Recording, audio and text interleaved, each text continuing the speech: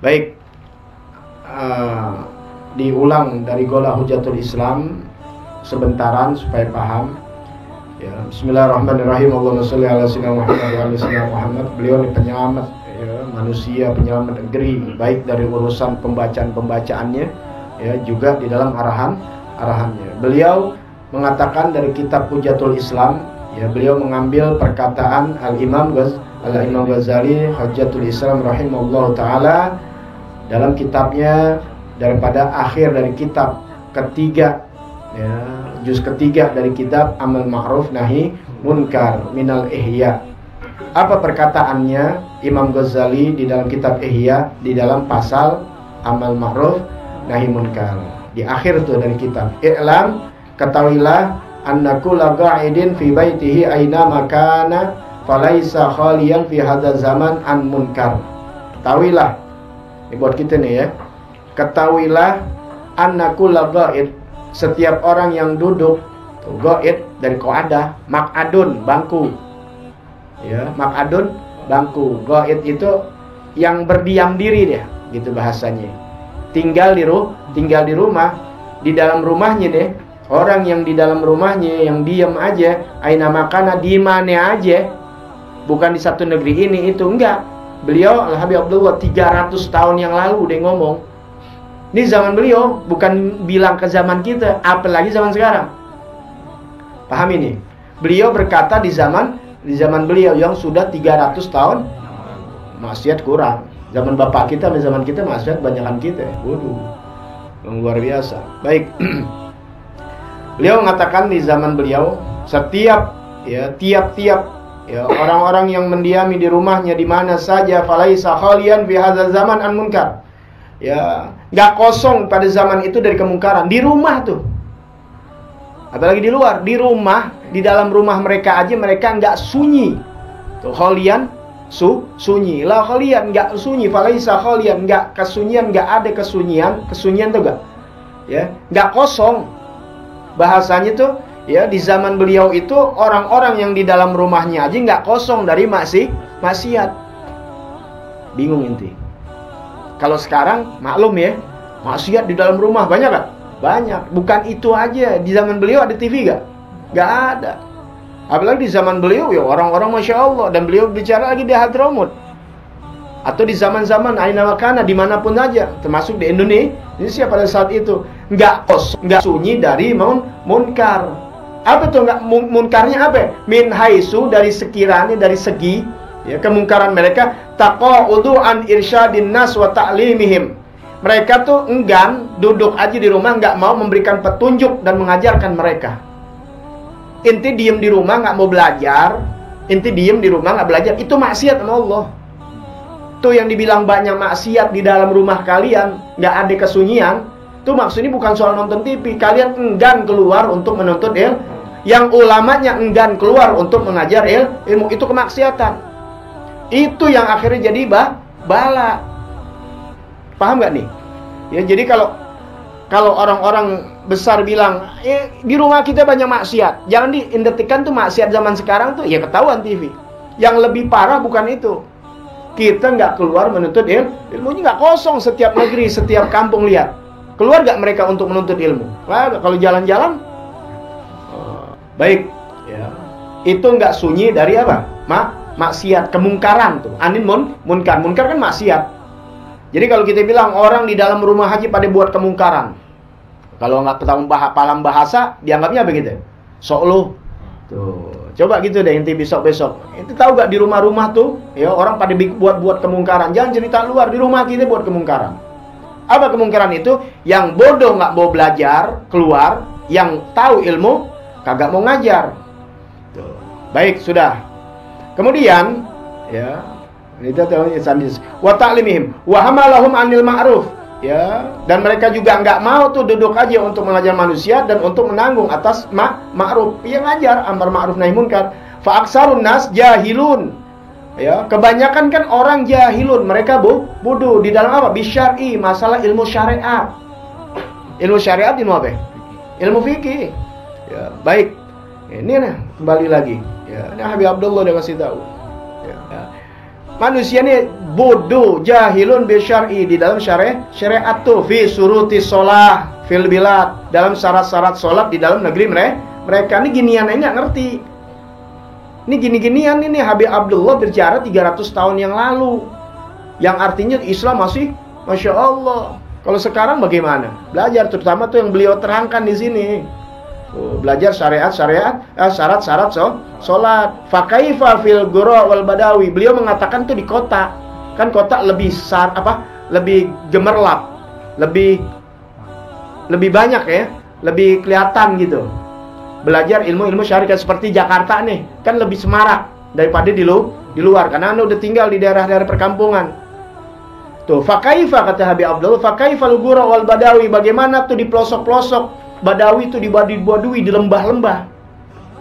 Kalau di tengah-tengah kita aja nih, yang di kota begini aja udah pada nggak mau belajar syariat di kampung-kampung. Wah, berantakan. Anen tukang muter tahu. Wa minhumul a'rab wal aqrad, dari mereka adalah orang-orang Arab, orang-orang Kurdi, wa Turkamaniyah, orang-orang Turki, wasairi asnamil khalaq, dan seluruh daripada jenis-jenis makhluk Allah Ta'ala di mancanegara. Beliau bicara di Hadramut, di kota terim, kotanya ilmu. Nah, akhirnya apa? Wa wajibun, maka wajib an yakuna fi kulli masjid, maka setiap masjid wajib, wa mahala, tempat-tempat minal bilad, tempat yang bisa majelis taklim, ya, pesantren dan sebagainya. Pokoknya setiap masjid, setiap tempat maka wajib faqihun, ada seorang yang faqih.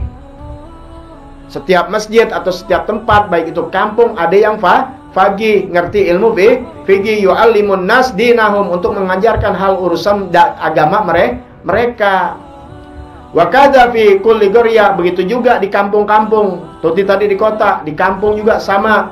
Wa wajibun ala kulli faqihin, dan wajib atas setiap orang faqih, faragha min fardhi aini, dia meluangkan waktunya, menghabiskan waktunya untuk ya memberikan ilmu-ilmu fardu ainiyah.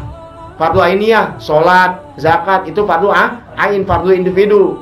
Wa tafarragal li fardul kifayah, juga menghabiskan waktunya untuk belajar fardu kifayah. Baik, sudah. Subhatan. Fa in qama bihi wahidun saqatal haraju minal akhirin. Apabila yang melaksanakan satu orang aja nih, dari ulama, dari yang alim, satu orang dia melaksanakan tuh untuk mengajarkan di satu kampung, saqatal haraj minal akhirin, maka jatuh dosa, gugur sudah dari yang lainnya, nggak kena. Sebab kalau nggak ada yang ngajar mereka, ini bahaya. Justru kalau ada yang keluar untuk ngajarin mereka, maka jatuh dosa, hilang semua, gugur. Wa illa, kalau tidak ada yang ngajar tuh di kampung-kampung, di pinggiran kampung nih, yang mereka butuh agama, nggak ada yang ngajarin, makanya aneh ngamen tuh, ya alhamdulillah pelan-pelan aneh ngajar, udah mulai begitu. Nah, kalau nggak ada yang demikian, satu pun nggak ada yang mau melakukan begitu, dia di luar kampung yang mereka dalam syariat masih bodoh. Wa illa amal hajar tuh, merata tuh, amal merata, harot dosanya, kafah seluruhnya, ajmain seluruhnya dosa. Yang alim aja, oh bukan. Siapa yang dosa? Seluruhnya amal alim, ya, fal taksirihi, ya, fal taksiruhu fi tarkil harat. Maka adapun yang alim, ya, dia menanggung kedosaan ini karena meninggalkan keluar untuk dakwah. Wa amal jahil, yang jahil pun dosa fi tarkit ta'allum, yaitu di dalam meninggalkan belajar. Jadi merata dosanya bukan kepada orang yang alim. Yang bodoh pun kena, gara-gara satu orang yang ngerti agama kagak mau ngajar, akhirnya merata semuanya. Kalau memang ente udah ngerti, nah bagaimana? Wa kullu amin, setiap yang awam nih, ami, ya, yang ami, ya, arafa, dia mengetahui suruh tosolah. Nih ente nih kan awamnya, ente awam, dasarnya nggak tahu. Sekarang alhamdulillah, setidaknya itu udah tahu apa surut sholah, tentang syarat fa'alaihi, maka hendak wajib bagi kalian an yu'arrifa ghairahu, mengajarkan buat yang lain. Dia udah ngerti, ngajarin yang lain. Minimal istri, anak, belum punya istri, belum punya anak, saudara-saudara, ajarin tuh ilmu fikih. Penting. Gak bisa ajak ngaji. Tuh. Wa illa, Kalau inti diem nih, inti udah tahu ilmunya nih masalah fikih, diem, cuma ngandelin aneh yang ngajar, datang ke taklim udah, nggak ada niat pola pikir inti untuk ngajak orang. Jangan orang dulu, bini inti nggak ajarin, nggak bisa ngajarin, inti nggak ajak ke majlis taklim. Ingat nih, andai kata fahuwa syariku fil isim, kalian berdosa sama syarikatnya. Kalian bersekutu di dalam dosa. Bini dosa, lu jadi dosa. Gara-gara lu tahu, kagak ngajarin. Lu nggak tahu, ajak ngaji. Paham nih? Makanya mulai sekarang kenapa anjak ngaji? Karena Anda terbuka masalah ini. Alhamdulillah pas lagi babnya. Paham ya? Gitu. Makanya dekat hubungan ya sama orang-orang besar. Jadi ketika berjalan nggak lama dapat ilmunya, dapat dalilnya. Ya, ingat nih, wa kullu amin. Ya, bukan bilang kullu alimin. Bukan tiap-tiap orang alim. Jangan ditanya alim di ngajian keluar, anak bini diajarin inti nih. Ya, yang awalnya tidak ngerti agama, arafa, kemudian belajar mengetahui syuruto sholat, tentang syarat sholat, fa'alaihi. Tuh, alaika, alaihi, hendaknya tuh orang tersebut harus wajib yu'arifa ghairahu, dia mengajarkan yang lainnya. Yang dibilang lainnya boleh anak, boleh istri, boleh bapak, boleh emak, boleh kakak, boleh adek. Kalau nggak ada inti niat dakwah ngajak, yang penting udah ngajak. Mau nggak mau itu hidayah. Yang penting udah ada niat, bukan niat doang, ngejalanin sudah, mengajak, tuh, mengenalkan tentang ilmu fikih. Ya. Jangan sampai inti berserikat di dalam dosa. Bersekutu kalau dalam kebaikan enak, inti bersekutu di dalam kejahatan, di dalam dosa, padahal inti nggak buat dosa, lantaran berdiam diri, nggak mau ngajar fikih. Nah, jadi kembali lagi kata Habib Abdullah bin Al-Haddad radhiyallahu an, ya, jangan sampai kosong setiap masjid, setiap tempat untuk belajar ilmu fikih. Kenapa? Fa inna aktsaraha takunu subhatun maqsudah wa ammal alim fal taqsiruhu fi tarkil khuruj wa ammal jahil fa taqsiruhu fi tarkil ta'allum. Wa kullu ami arafa syuruta shalah fa alaihi an yu'arifa ghairahu illa fa huwa syarikuhu fil isim. Adapun orang alim, ya, yang jadi dosanya dia ketika dia meninggalkan pengajaran keluar, dan adapun orang jahil, dia dosanya karena tidak mau belajar. Dan setiap orang yang dari awam kemudian mengetahui syarat-syarat sholat, ya, atau ilmu fikih yang lainnya, maka hendaklah dia, ya, mengajarkan yang lainnya. Kalau tidak, maka dia sekutu di dalam dosa. Baik, wa maklum, dan patut diketahui annal insana la yuladu aliman bisyar'i wa innama yajibut tabligh ala ahli ilm wa kullu man ta'allama mas'alatan wahidatan fa huwa min ahli ilmi biha. Jadi maklum, ya, udah diketahuin bahwasanya manusia ini tidak dilahirkan dalam keadaan alim, artinya tidak tahu, ya. Nggak ada manusia lahir dalam keadaan alim. Aliman bisyar'i, dalam masalah syariat awalnya nggak tahu, kemudian belajar. Wa innama yajibut tabligh tuh. Jadi hanya sannya jadi wajib untuk menyampaikan ala ahli ilm. Bagi orang yang ngerti ilmu, walaupun sedikit, dia wajib mengajarkan ilmunya. Kenapa? Karena nggak ada orang lahir dalam keadaan alim. Maka wajib orang yang mengerti ilmu menyampaikan tabligh kepada orang yang tidak mengerti ilmu. Apakah ini tugas ulama aja? Bukan. Karena kata Habib Abdullah, wa kullu man ta'allama mas'alatan wahidah. Barang siapa aja yang belajar masalah, paham nih? Satu masalah. Misalnya apa? Masalah sholat. Apalagi? Masalah zakat. Satu masalah aja seseorang dia belajar soal itu ilmu syariat, fahuwa, maka orang itu termasuk min ahlil ilm.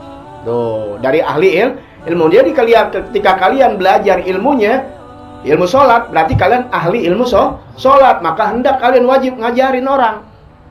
Jangan tugas ulama aja disuruh. Isi itu ilmu-ilmu syariat. Makanya kata Nabi Muhammad SAW di akhir, ya, sayati zamanun ala ummati yafirun minal ulama wal fuqaha. Kelak akan datang satu zaman di mana orang kabur dari ulama, dari fuqaha. 10 tahun yang lalu udah teriak-teriak. Belajar ngaji, belajar ilmu fikih, belajar ilmu, deketin ulama-ulama. Jangan pada kabur-kaburan, nggak mau deketin.